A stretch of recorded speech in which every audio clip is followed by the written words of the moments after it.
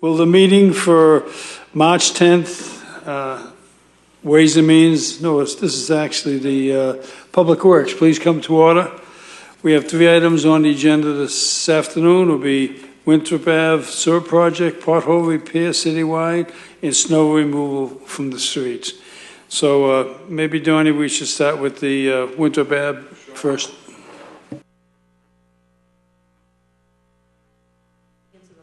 Oh, excuse me. We also have Council Ganasso with us and Council President Ritters.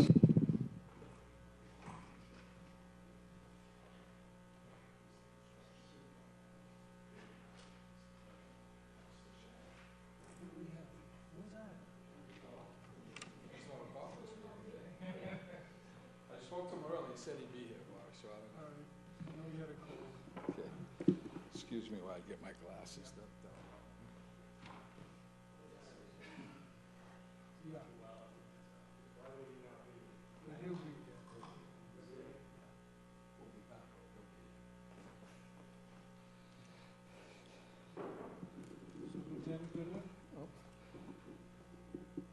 Thank you, Mr. Chair. As you know, this has been a long, drawn-out process since late August, early September. My understanding is that the project will be off bypass by next Tuesday afternoon, right around 4 o'clock. Hopefully, we'll have everything back up and running so that it doesn't interfere with the Little League season that starts sometime mid-April. So we should be out of that area. If you can, it's pretty self-explanatory, the construction schedule here. You know, by 4/9, they expect to be complete with paving and restoration. But the paving and restoration, as you know, is a patch. It's not. We'll probably have to revisit that road over the next year or two because you're going to have some settling there, and there'll be some ongoing construction there again. It'll look like they're doing more excavation. The big problem that led to the delay was the MWRA. They have 2 transmission lines that sit on top of our sewer main that's there, and we weren't able to come up with something that they were comfortable with in securing their pipe. So they actually made us take their pipe out of the ground and put it up on the sidewalk until we could get to. So that's what the cost of this. This is cost probably close to double what we probably anticipated originally because of what transpired with the MWRA.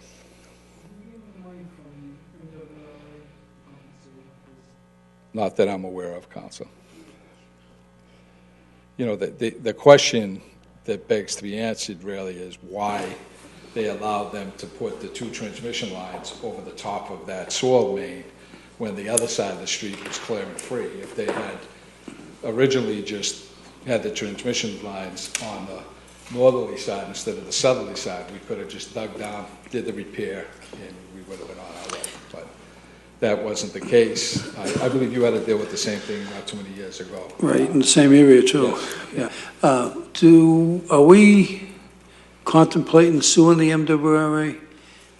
I don't know the legalities of it, but I would suggest that if we allowed them to put it in there, somebody from the city back in the, you know, pre-70s allowed them to put the pipes in there that, Crazy. you know, somebody had to allow them Right. to do it. I mean, it just makes no common sense that you would put 2 transmission lines on top of your sewer main. Absolutely. That is so critical, but it is the case, and that's what we're dealing with. And it's been an ugly project for us, for the developer and the engineer. Yeah, I'm going to open up to Council Guanasso. This begs the question then, aren't we paying good money after bad money based on the fact that this might occur again in the future and we're faced with this again? Well, why don't we tell our friends from Mass Water Resource, okay, open the other side and put it on the other side while we're open. We're going to do the whole stretch of this land anyway. Our intention initially when that pipe broke was to take a 30-inch main and take it from the Parkway and bring it all the way to Broadway, which would help future development, future growth within the community. Based on what we learned from the MWRA, that is going to be impossible. So at this point, what we'll do is we'll get everything stabilized. There's some problems up street a little bit. We'll put a structural liner in the existing pipe from there to Broadway, and we're in the process of looking at other avenues to bring that 30-inch out to the highway near the high school by either using East Mountain Avenue or maybe even the school property if they do in fact at some point want to develop a new high school. So those are the avenues we're looking at to rectify that problem. I know a lot of people in our community have been concerned about the displacement of the lifestyle that they were accustomed to prior to this incident happening. And now, not only are they charged with this craziness of time and major inconvenience, it's a costly factor that we didn't figure into the original. Correct. We knew when you came forward with this emergency plea that was astronomical in money. Now to suggest that it's double is absolutely mind-boggling. You know, how do we afford such a thing? Based on we're getting direction from a source that doesn't pay any of this effort. And that's not, you know, if they don't pay any of the effort, then I don't think they have any as to say. That's my way of thinking. The problem is protecting those transmission lines out there. They're very, very volatile. They're huge. They're high-pressure lines. God forbid anything happened with them. You would completely wipe out Winthrop Avenue. You'd do insurmountable damage to the Little League Park and the homes that are on Winthrop Avenue. The destruction that can take place by the faulting of an MWLA lines are very severe. And they stay on top of it. Their inspectors are on top of it constantly. They do a very good job, the MWRA, of maintaining and staying on top of their property. They're in the They city. should. They're charging us an arm and a leg for their understand. effort. So, I mean, it isn't though that they're living in a shoe bucket full of purse strings. They got Right now, we're ton of money. about $1.6 million for this project. And, Wow. And there's still other avenues that we have to cross to bring it to close. What was the original estimate? The original estimate was around $900,000 plus moving the gas line. We weren't sure, so we Right. took the $2 million out for the bonding. And it seems to me that we should fall under the $2 million. I'm not privy to all the information from CDM Smith and others that have the hard facts. I can only give you what I have up to date. Who do they negotiate with, Donnie, when they're talking about finances? Who has a jurisdiction over this project? Actually, the DEP is it's the state revolving fund where the money comes from. So it's all part of that SRF program that we're dealing with our other various problems. So they're directing the project? They're not directing it. CDM directs the project. They're our project manager on this particular project. And they work for us? And they work for us. Yes. Okay. Council President? Thank you, Mr. Chairman. Just as a side note, I did speak to Bob Button from CDM Smith today to get an update on where we stand, and he will gladly come before us on the 24th if we need some further information that the superintendent can't provide us with. He couldn't make it tonight, but he said that he would gladly come next week. Of course, we're not meeting next week, so the 24th. I think the superintendent will tell us that this is not an easy project, you know. The hole is 30 feet deep, and anybody that's ever done any road construction or any kind of utility work, and I have a little experience, I won't say expertise, but I've spent some years learning about road work, and when you're down 30 feet in a trench, that's not an easy job. So I'm not surprised that the numbers are astronomical. It's an astronomical task to do this work. So again, I know it's an inconvenience for the neighbors, and we wish we didn't have to disrupt the neighbors, but this was what it was, an emergency project, and it's not one of them easy fixes. When you're down 30 feet in the roadway, it's a hell of a nightmare. So I think they're doing well. He tells me by the end of the week the sewer work will be complete. Then they go on to the water work, and as the superintendent gave us the schedule, The reason the delay when they put the water pipe in is you have to chlorinate that water pipe, and it has to stay in there for 2 weeks. And these are the rules we have to go by, and I think they're doing a great job. Unfortunately, it's going to cost us a fortune, and it's costing the taxpayers a fortune, but this is what we're stuck with, and the sooner we get it done, the better. But I think everybody involved in this project has been doing, especially the contract. Albanese is a first-rate contractor. They're doing a first-rate job over there under very difficult circumstances. So that's really all I have. But I think we will schedule Bob Button to come up here on the 24th. Thank you. Thank you, Mr. Chairman. Excuse my voice. I've been sick all weekend, so I'm sorry I was late, and I don't know if I missed anything based on these questions I may ask. The depth that they showed us originally, the different levels, the water and the gas, are they still going to be the same depth, so they can't raise the sewer lines at all? The sewer lines are the hydraulic grade lines, so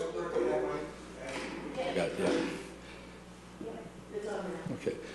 The sewer line works on a hydraulic grade line that has to go from deep back in the city of Revere, and it has to be able to pitch all the way out to down to the Parkway, so they can get into the main interceptor, which eventually ends up at the Chelsea Headworks, which then it goes over through East Boston into Deer Island. So you can't raise the sewer mains without putting in very expensive pump stations. And you know, presently we have the pitch that's there that can do it by gravity. You know, it's all about maintenance now. Once we get it in there, we put a structural liner in there and make sure that, you know, we have a solid pipe from Broadway all the way to the interceptor, then we'll find. I mean, generally people, you know, we handle probably 95% of our collapses on sewer mains. I think most of our mains are down 6 feet, 10 feet, 12 feet. This is down there, you know, 20 plus feet, 25 plus feet. And you got to, you know, it's not an easy task. We don't even have a piece of equipment in the city that could dig that deep. So, you know, and then we wouldn't even have a piece of equipment that could drag the trench box along just to protect the men and do the proper shoring of the pipes and things of that nature. So it's a very difficult job. I think where we've been very, very fortunate on this job is that we have Albanese working for us. They've done work for us in the past, and I can't speak more highly enough about them. They're actually ahead of schedule. They come right in, they go right to work. They're an outstanding company, and I'd be happy to do business with them any time in this community. That's cool. I'm glad you put out the schedule, and I hope this goes to the neighbors. A copy of this goes to the neighbors, because I know some of the complaints I was getting from people that live there, they didn't know what was going on. You know, and on the day of something happening, all of a sudden somebody knocking on the door, you got to do this, you got to do that. So maybe this will give them a better idea of what to expect in the near future. So I thank you for that, and thanks for your input and your update. Thank you. Tony, just a couple of questions. This is going to be done in less than a month. Yes. If you look at the construction schedule, Right. Bob, they're talking right around 4/9 that Right. it should be. That'll it should be over with. great for the Yeah. parents and Little League also. Were all of the police, the detail, let's get into that, okay? Who organized the number of police officers you needed at site? That is done by the police department. And what Really? they feel is necessary to control the traffic, protect the kids. Certain times of the day, it's a little different, Bob. You have kids going back and forth to school. You got the roadway closed down occasionally. Right. For the most part, initially, we had 2 of my guys on site down there while our equipment was on site, because initially the bypass was being totally done by the city of Revere's pumps. When we went to the contractor's pumps, we put 1 person on the pump that would call somebody else in if there was a problem. These pumps are a little better, not better, but more inclined for storage than the one we had. You know, so we were taking the suction pipe in and out of the manhole a couple of times a day to do cleaning. They don't really have to do that as often any longer, so it's working. I received a lot of calls from people who abut the project, and they're somewhat dismayed that with no work going on, we still require 2 police officers. Was that to protect the equipment, or what? Well, they need somebody there for traffic, Bob. I mean, even with the police there, we've had those Jersey barriers, the pipe and whatnot have been hit a couple of times, even with the police there. Yeah. So, I mean, I don't get into what they require. That's not my field of influence. I know when I was able to cut it back to 1, we did so, and at times it was a little trying, but. Okay. Next. But that cost is very significant. There's no question about that. I don't think the police anticipated the length of this job as well. I mean, we were looking, initially, I know some thoughts were put out here that it was going to be done by Thanksgiving. And then when they ran into... when they ran into the issue of the transmission lines, it became a very severe problem. Right, but when you have issues like this, we should get something like this. Sure. Very informative, very informative. All right, moving on to pothole repairs throughout the city. I'll start on the left. Councilor Aaron Novoselsky. Well, thank you, Mr. Chairman. Other than the 18-wheeler I lost in a hole in Centennial Ave, but I know it's been tough, and there's still a lot of areas that haven't been touched, and but I would think that even some of the locations that they hit have already sunk already. So I don't know if it's the weight of the vehicles going over it, or just the material that was used, or they just wanted to get through to fill the hole halfway. I don't know, but the biggest problem we have with potholes right now, Washington Avenue is the biggest problem that we have. We've probably done Washington Avenue several times in the last 3 weeks. The problem with the main drags is a lot of melting. The holes are wet when you put material in, then it warms up, it freezes, the frost heave pops it right back out. The guys are out there working. They haven't had a day off in probably a month. They're working Saturdays, Sundays. They're working overtime at night. They're doing anywhere from 5 to 8, 9 tons of asphalt a day. That's significant amount of work. What we're trying to do now is keep the mains open the best we can, and some of the side streets are in very challenging positions. Let me say this much, and what this will do is it's going to slow down the sidewalk program to give everybody fair warning this summer, because not only are we dealing with the potholes, we've had an inordinate amount of water breaks this winter, and there's trenches. I don't have to tell you, there's trenches everywhere. We probably have 25 trenches out in the community right now that we haven't even touched. We're just putting dirt in them to try to stay on top of the potholes as we speak. There's other old trenches that are sinking, and they're starting to break apart. There's going to be a lot of work that needs to be done in the street this summer and fall and spring, and it's going to take away from the number of sidewalks that my department's going to be able to do, but we'll have to rely on the Chapter 90 monies to do as many sidewalks as possible. Thank you, Mr. Chairman. If I may, I know you're going to be getting lists all over the place, but around the Garfield School, very bad. I've seen that. We got the one on North Shore Road today. Yeah, but Walcott There's Road, school that's real bad. Blake Street is horrible, and Garfield Ave itself, where the kids and the parents drive. We saw the one on Garfield. We're marking that up. Yeah, good. And is this a point where we have to bring in a contractor to do some work for us? By the time we get the contractor in and get the prevailing wage, there's no money. We'll have to get a supplemental. But by the time that happens, we'll have it covered. I mean, this is maybe something in the future when we're on better economic times that you can have a slush fund or something of this nature to take care of things That should happen after July 1st.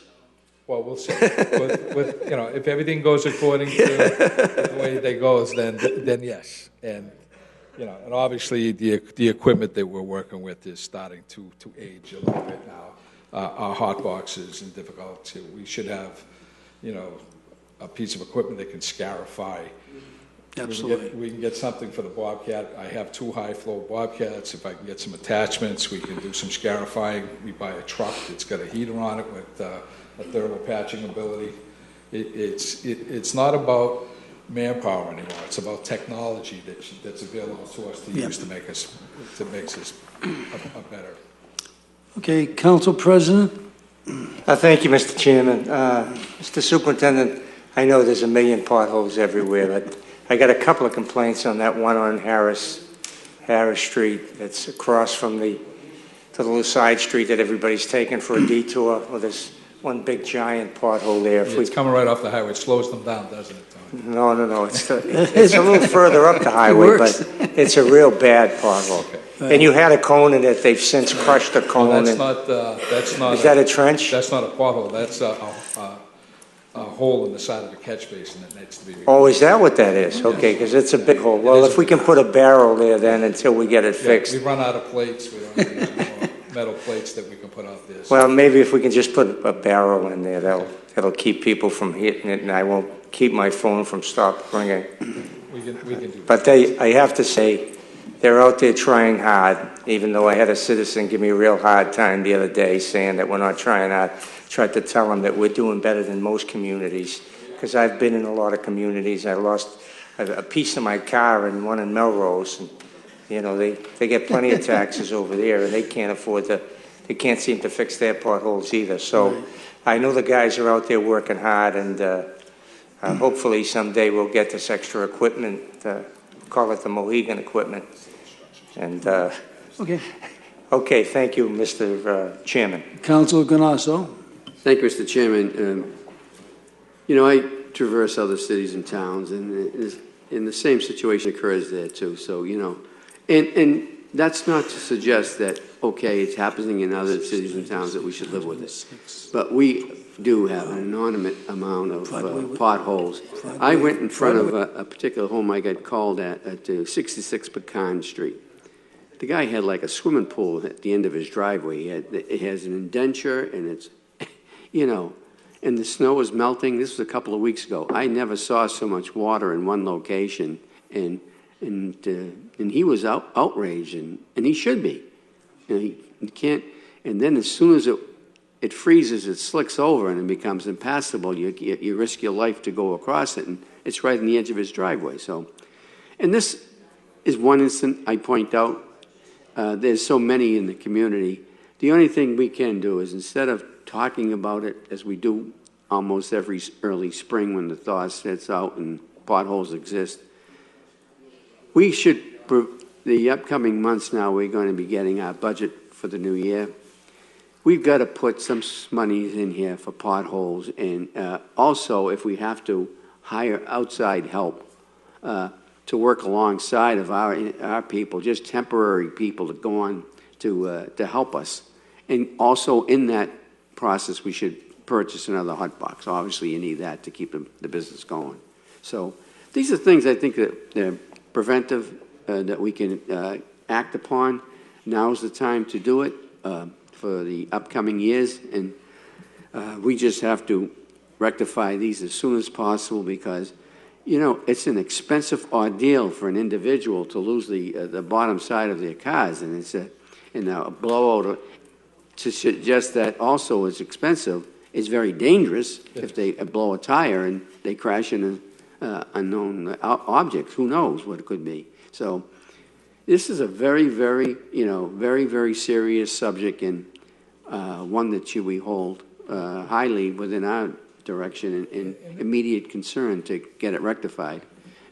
This has been the worst year that I can remember in my 15 years at the helm of the DPW. But I think the longer story here is that because of what transpired with the Ted Williams Tunnel and everything, the Chapter 90 monies have not come to the cities and towns like they have in the years past. And, some of the roads have not been resurfaced and done in 20, 30 years. And you get a winter like this, it just beats them to death. On the next phase here, we're going to be going over the snow removal accounts that we have. And when you see the amount of salt that's been put out into the street this year, it's amazing. Cummings Ave in particular, that street needs to be completely revisited. I could, right off the top of my head, give you 20, 25. But that one is exceptional. I mean, Streets that should be done. really, it's really a hazardous situation. The problem what's going to happen now is that, Washington Avenue was done not too long ago. There are other streets such as the ones that you just mentioned that, their turn has come. But the simple fact of the matter is we need to prioritize, and your main streets have to be safe all the time. So it's going to be my job to take the heat to say, listen, I know we promised that we were going to do these streets, but you can't leave Washington Avenue like this. You can't leave Broadway like this. Well, this You can't particular one I leave mentioned, Beach Street like Mr. this. Director, Cummings Ave, when they allowed that street to be rebuilt, they didn't put drainage, they didn't put a There's no sewer line drainage, in. there's no So curbing, now there's the no law nothing. says, Yeah, when you have falls flooding apart. within your property, send it out to the street. It's nowhere for it to go but to ice up in the street in the middle of winter. I totally agree with you. They are at a no-win situation on Cummings Ave Yeah. because there's no particular place for it to go. I agree. But Not that's good. a full, to do Cummings Ave properly, Council, you're talking about putting sidewalks and curbing, and it's an expensive ordeal. And when you have Broadway, Beach Street, Winthrop Avenue, all these highly, what do? Do you leave them? I just hit bump in front of the fire station. I thought I was going to Yeah, lose that's my. the electrical manhole there. Right. I lost one of my caps on my tooth. I thought I was going to lose my car. Yeah. Really? So I guess the issue is, it's And they don't go away in the summertime, Bob, unless it's taken care of properly. So- absolutely, and I agree with what you're saying. I think we have to take a proactive approach to this. There's certain streets that have to be done, but there's more so now than ever before. I go up and down streets all within the city, and they're dilapidated. And you take Broadway. Broadway was done in 1986, almost 37 years ago. That's amazing. It is. And it needs to be done again. All right, moving on. Snow removal, John, Council Powers? Yes, thank you, Mr. Chairman. Donnie, I sort of follow along the same lines as Councilor Ganasso with regard to getting the equipment we need to do this, doing it now, not waiting till next year, because there's no guarantee that next year won't be as bad as this year, or could even and be worse. I think the most frustrating thing is when you have a water break and people come home and the stones are being hit up against their car, cars going by, etc. It's not a nice thing. It's a costly thing to the people in that area. And I also feel that if we feel we have a bad situation, if we don't have the equipment and or the manpower and or the material, then perhaps we should be sitting down with the mayor and looking to get some money from maybe a supplementary budget to make sure that we can address this problem now and not just let it keep going and going and going. Because I know you take a lot of heat, and we take a lot of heat too as city councilors when people call and say, well, I've had a trench in front of my house for X number of days and or X number of weeks and sometimes months. So I would suggest to myself that maybe we should all sit down with the mayor and let's find out what we need from yourself to adequately address this, and maybe even, I've often said that, we spend a lot of money on snow removal, and it would seem to me that if we had more help down at the city yard, some young, capable guys that could do sidewalks and trenches, etc., and get them doing that during the time when the weather permits, and using those same individuals to do plowing throughout the city during the major snowstorms we have, because one of the problems I find is that if somebody's plowing in an area and they don't happen to be in that area next year or the following year or whenever, they're not that familiar. Whereas if we had, one person that, let's say, did Oak Island, or one person that did, we do have a good person down the Pines now, I know that. But if we had one person that did Oak Island or uptown here, Harris Street, John Mooney Road, and those streets, that was familiar with it and knew exactly what the obstacles were that they had to overcome each year, then I think it would work out a lot better. So that's my suggestion, that, and I hope that the committee would feel the same way, that we sit down with the mayor and find out what's we need to address the problem in a proper fashion. Thank you, Mr. Chairman. Thank you, Donnie. Thank you, Mr. Chairman.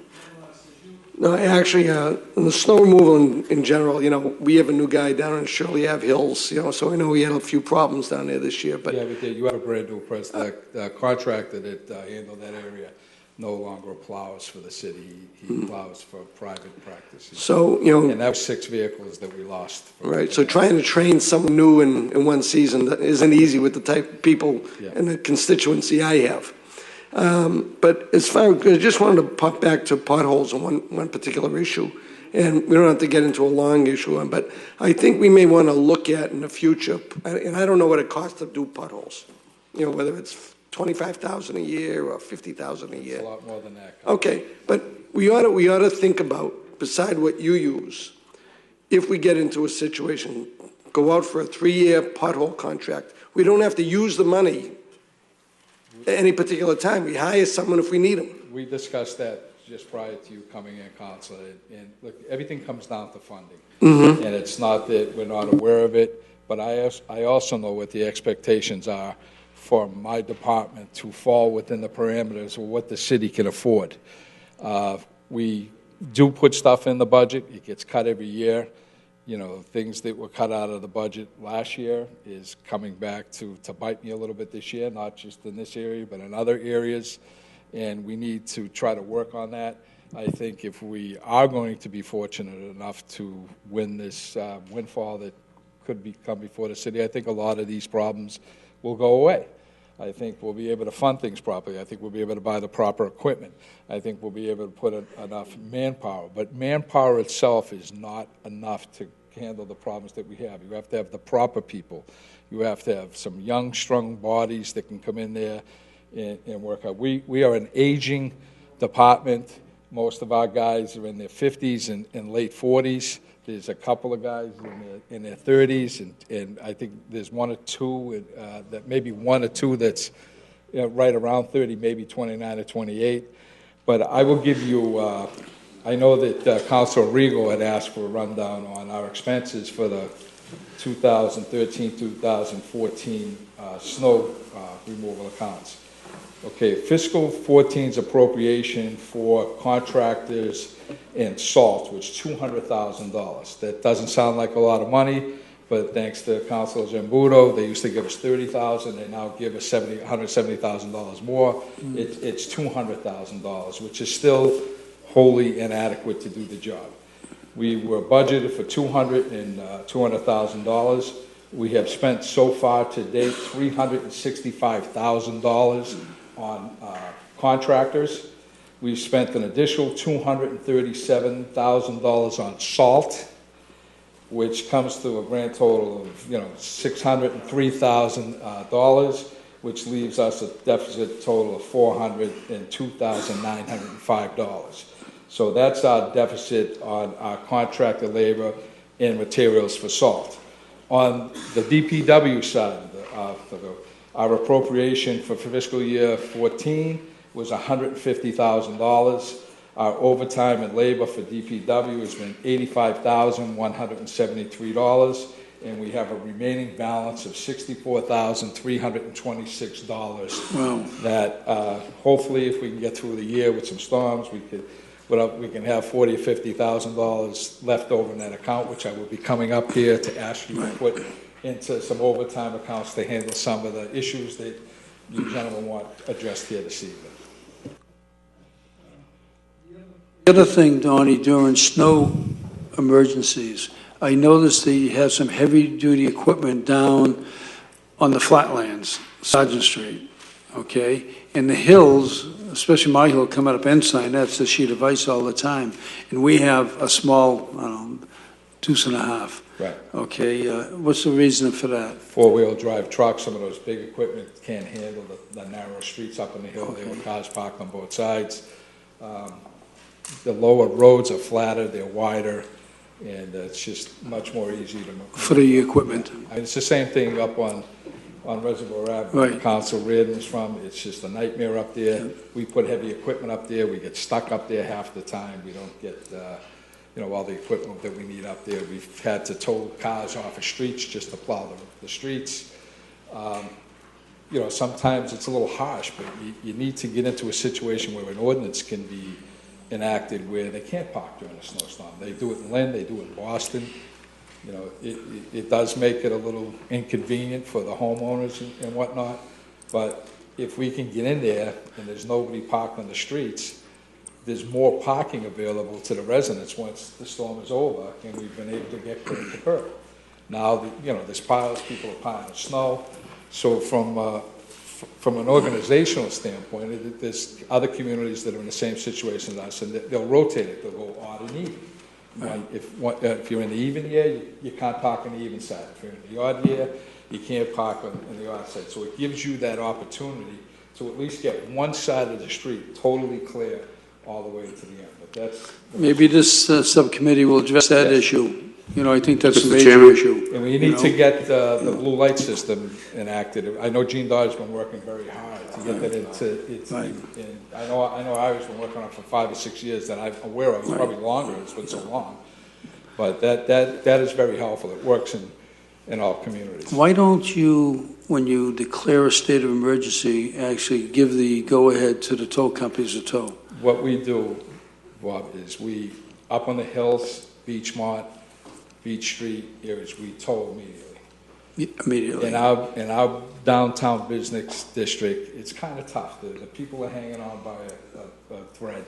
We try to give them a little latitude to continue their business. Obviously, if we get into a 2-foot storm, something like that, then they close anyway. So they do. But okay. as long as the banks and the businesses are operating and we can make it passable for them to go, we try to help the businesses as much as we can, right. And then that gives us time at night, because nobody parks on Broadway at night. Gives us a chance to go and clean up.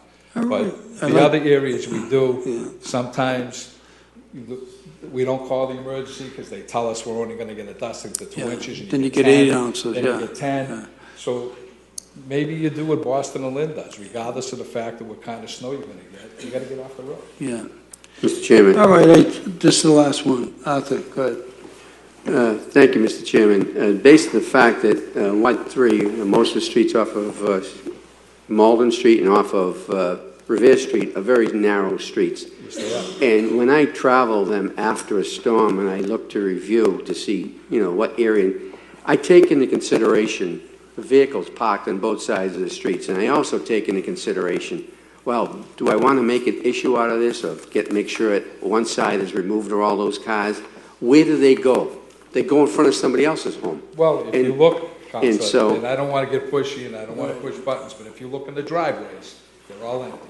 Now that's a very annoying Where does that part. snow go? Yes. You look on their property, there's not a piece of snow on their driveway, their Yeah, walkways. I agree. It's I in the agree. street. And that snow comes out in the street. I wish there were an ordinance that if we could identify that we go by an open driveway after a storm and we see that a vehicle registered to that home is parked in the street, we give them a ticket, because that's not being a good neighbor. I think all you have to do is ticket. If they have a driver, they're going in there anyway. Absolutely. Yeah, well, I think that's And a then you point. have the people that don't want you to plow near their driveway, so they leave their car hanging Exactly. out. Well, Hang I on. will- They should be ticketed, absolutely, without question. I'll say one thing, for the Martin Street where I live, and Fry Street, and Burnham Street, and all those side streets off of Revere Street, with the exception of one maybe, that one fellow complained, he said he's always getting snow on his side rather than the other.